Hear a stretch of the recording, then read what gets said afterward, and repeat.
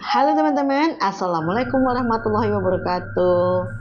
Kembali lagi di channel Mata Batin Rina bersama saya Rina Widya. Oke teman-teman, semoga teman-teman sehat selalu dan dalam lindungan Tuhan Yang Maha Esa. Amin. Oke teman-teman yang sedang beraktivitas di luar atau di dalam rumah, biar tambah semangat, ayo. Sambil aku ceritain cerita mistis supaya teman-teman nggak ngantuk dan nggak mager.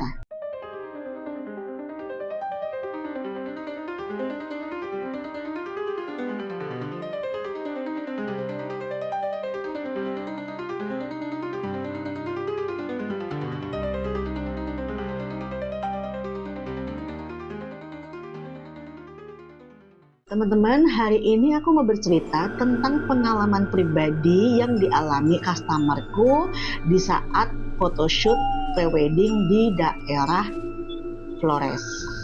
Jadi kejadian mistis ini dialami sama customerku itu di tahun 2018. Di tahun 2018 dia akan melakukan photoshoot di daerah Flores, Nusa Tenggara Timur, teman-teman. Di sana itu kondisinya masih asri dan masih pedalaman. Bukan di kotanya ya teman-teman, ini masih di pedesaannya. Perkenalan aku sama customerku ini di tahun 2015, di mana aku di situ bergabung di Massage online yang dipanggil ke rumah. Nah, di situ aku berkenalan dengan Mbak Ani. Nah, sebut saja Mbak Ani ya teman-teman. Nah, Mbak Ani ini dia rutin sekali untuk treatment hampir setiap bulan. Jadi dalam jangka waktu 3 tahun itu saya dan Mbak Ani ini sudah akrab sekali karena dia baik, ramah, dan humble. Otomatis secara tidak langsung aku dan Mbak Ani ini sering kontak-kontakan. Nah, suatu ketika Mbak Ani ini ngasih tahu, Mbak Rina, bentar lagi antara 2 bulanan itu nanti saya akan menikah. Kemungkinan aku break dulu ya, enggak treatment. Oh oke Mbak, nggak apa-apa. Semoga lancar ya acaranya, aku bilang begitu. Nah, setelah lost contact sekitar 3 bulan, Mbak Ani itu tiba-tiba telepon teman-teman. Nah, telepon aku, terus dia bilang, Mbak Rina lagi di mana, sibuk enggak gitu. Nah, aku di saat itu posisi aku memang lagi di luar rumah ya. Aku bilang, oke Mbak, aku lagi sibuk hari ini, kemungkinan besok aku free. Kenapa tuh Mbak? Aku bilang itu mau treatment, aku bilang gitu kan. Terus dia bilang, enggak sih Mbak, kayaknya aku enggak treatment dulu, cuman ada sesuatu yang harus aku tanyakan ke Mbak Rina. Kayaknya besok kita ketemu deh Mbak, kalau Mbak Rina enggak sibuk. Nah, oke ya teman-teman, besokannya aku itu datang di rumahnya Mbak Ani.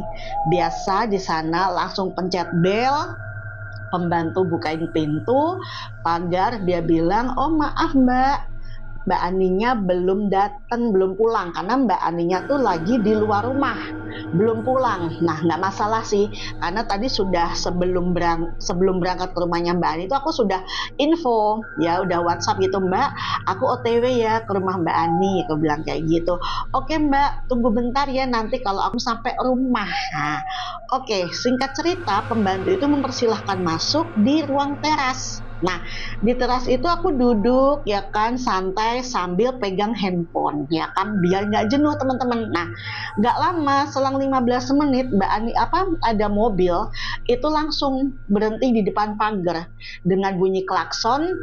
Pembantunya bukain pintu gerbang. Nah, masuklah itu mobil ke garasi ya kan. Udah masuk di garasi, pas turun langsung ada yang menyapa. Mbak Rina, sorry ya, lama nunggu nggak? Aku bilang, enggak. Aku dengar tuh suara itu familiar, tapi aku ngeliat mukanya itu, kok kayaknya aku pangling gitu kan. Ini siapa ya? Kayak gitu. Dengan rasa bingung, aku tanya, ini Mbak Ani? Karena aku untuk meyakinkan, bener nggak ini orang yang di depan aku ini Mbak Ani gitu kan. Iya Mbak, nah, bener suaranya sih familiar. Nah udah kayak gitu, kok aku pangling ya Mbak, padahal baru 2 bulanan kita nggak ketemu, aku bilang kayak gitu. Akhirnya Mbak Ani bilang, yaudah yuk Mbak Rina ikut aku masuk yuk ke dalam, dia bilang gitu. Oke lah, aku langsung bawa tas, masuk ke dalam, beriringan tuh sama Mbak Ani, aku di belakangnya, dipersilakan masuk di dalam kamar. Nah, setelah di dalam kamar, baru aku duduk. Mbak Ani tuh bercerita tentang proses photoshoot prewedding di daerah Flores, Nusa Tenggara Timur. Nah, aku sih dengan ekspektasiku, wah di sana berarti kondisinya bagus dengan pemandangan yang asri. Ternyata jauh dari ekspektasiku. Ada sesuatu yang mengganjal dibawa ke Jakarta dan itu bikin Mbak Ani itu stres. Jadi Mbak Ani ini menjelaskan teman-teman, dia itu photoshoot itu ada 3 tempat yang berbeda dan di jam yang berbeda. Nah, hari pertama dia melakukan photoshoot itu di daerah lembah yang ada sungai kecil, kali kecil itu supaya kelihatan asri dan alami. Nah, yang kedua itu hari kedua itu photoshootnya di daerah perkampungan, di daerah pedesaan, dan itu supaya natural. Di sana itu dia melibatkan penduduk warga sekitar untuk memakai baju daerah, dan Mbak Ani pun juga sama, dia pakai baju daerah juga supaya kelihatan natural dan alami. Nah, untuk di hari ketiga, di hari terakhirnya itu Mbak Ani photoshoot di daerah perbukitan. Di hari pertama Mbak Ani itu pemotretan di lembah, ada sungai kecil, dan di situ tuh waktu matahari terbit. Jadi mulai itu sekitar jam 5 subuh itu Mbak Ani sudah prepare untuk di lokasi, dan pemotretan itu sekitar jam 5.30.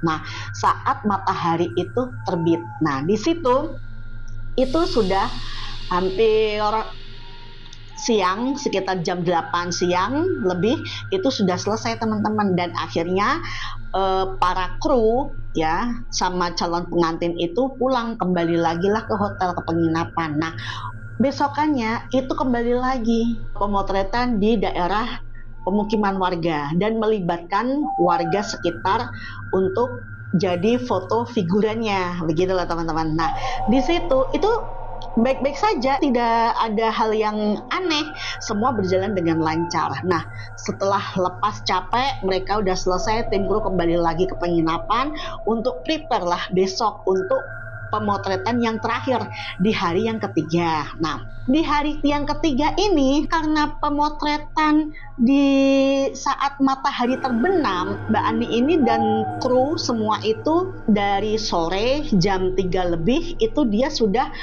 berkemas untuk ke TKP. Setelah sampai di lokasi itu sekitar jam 4 sore teman-teman. Nah, semua kru itu masing-masing ambil bagian untuk prepare. Sedangkan pengantin pun juga sama. Dia cari view-nya yang bagus di mana matahari itu pas terbenam gitu kan. Jam 5 lebih itu calon pengantin itu sudah siap untuk photoshootnya. Nah, di situ memang benar-benar tempatnya itu perbukitan yang masih asri, masih alami, itu bikin view-nya itu lebih natural. Setelah selesai beberapa kali photoshoot begitu, sekitar jam 18 lebih 50 itu sudah selesai teman-teman, dan para kru membereskan semua perlengkapan untuk kembali lagi ke penginapan, termasuk juga calon mempelai juga berdua itu kan. Oke.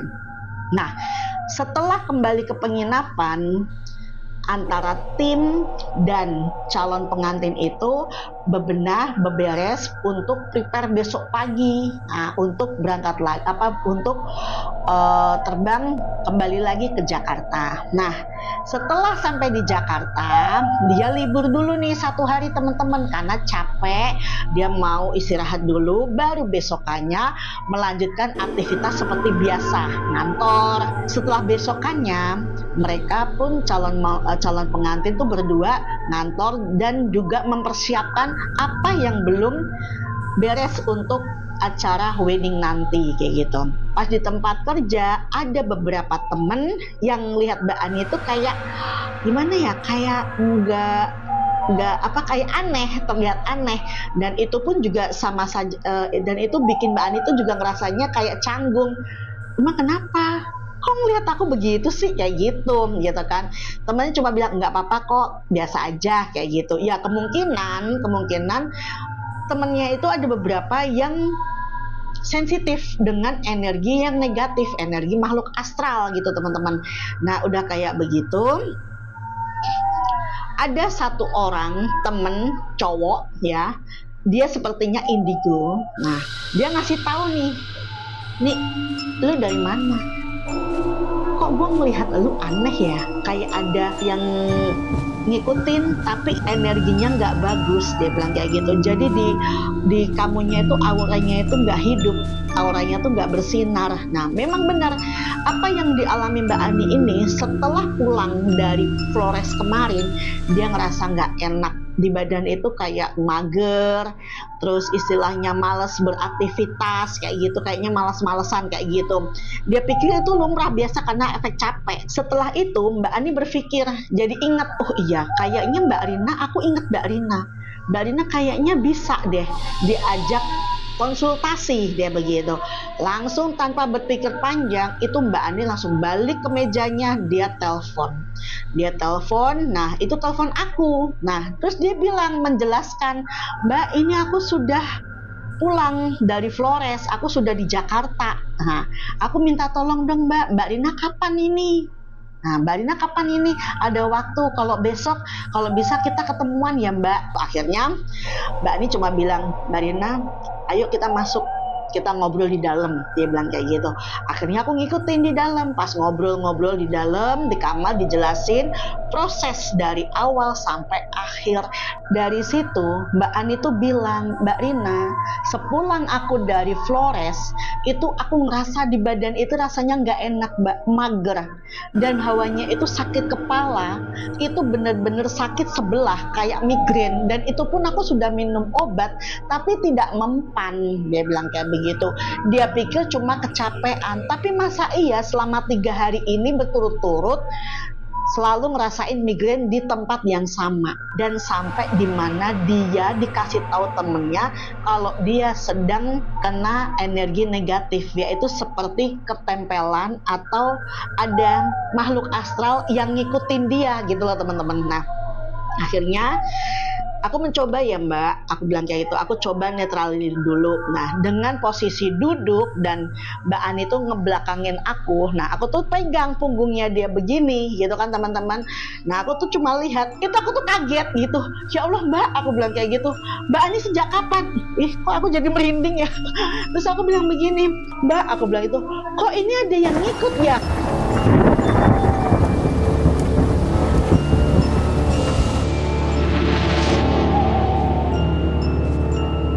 Dan itu Mbak Ani pun merasa merinding, sejadi-jadi teman-teman, itu bulu kuduk merinding, dia bilang kayak gitu.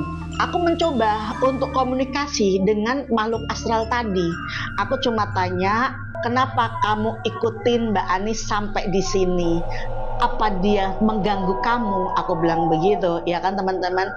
Dia cuma bilang, aku dan dia sama-sama akan menikah. Calon suamiku pergi meninggalkan aku sebelum hari pernikahan. Ya Allah, merinding gue. 5 hari sebelum hari pernikahan teman-teman. Nah dia sudah keburu malu, undangan sudah disebar, dia malu, dan akhirnya dia mengakhiri hidupnya. Dia ganti tepat di tempat photoshoot Mbak Ani pas matahari terbenam. Jadi ternyata tempat foto yang hari ketiga, yang terakhir itu di perbukitan, itu tempat seorang wanita teman-teman. Di bukit itu 10 tahun yang lalu itu ada calon pengantin yang gara-gara cowoknya itu pergi meninggalkan dia tanpa kabar. Undangan sudah tersebar, tapi calon pengantin laki-lakinya pergi meninggalkan dia. Jadi dia dengan mengakhiri hidup dia merasa dia terbebaskan.